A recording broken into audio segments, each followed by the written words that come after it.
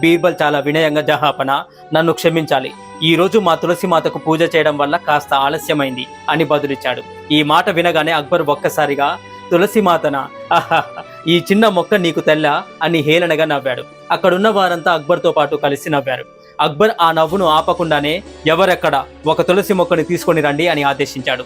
మొక్కని సభలోకి తీసుకుని రాగానే అక్బర్ సభికులందరి ముందే ఆ తులసి మొక్కను నిర్దాక్షణ్యంగా ఆకులన్నీ తుంచేశాడు. చూశావా, నీ మాతను నేనేం చేశానో అని గర్వంగా పలికాడు. బీర్బల్ మౌనంగా చిత్తం జహాపన అని మాత్రమే పలికి తల వంచుకున్నాడు. మరుసటి రోజు కూడా బీర్బల్ దర్బారుకు చాలా ఆలస్యంగా వచ్చాడు.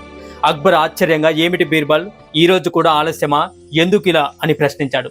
బీర్బల్ వినయంగా, ప్రభు, నిన్న మా తల్లి గారికి పూజ చేశాను, ఈ రోజు మా తండ్రి గారికి పూజ చేయడం వల్ల ఆలస్యమైంది అని సమాధానం చెప్పాడు. అక్బర్ ఆశ్చర్యంతో, మీ తండ్రి గారు కూడా ఒక మొక్కేనా అని నవ్వుతూ అడిగాడు. అవును ప్రభు అన్నాడు బీర్బల్. అక్బర్ అప్పుడే ఆ మొక్కను కూడా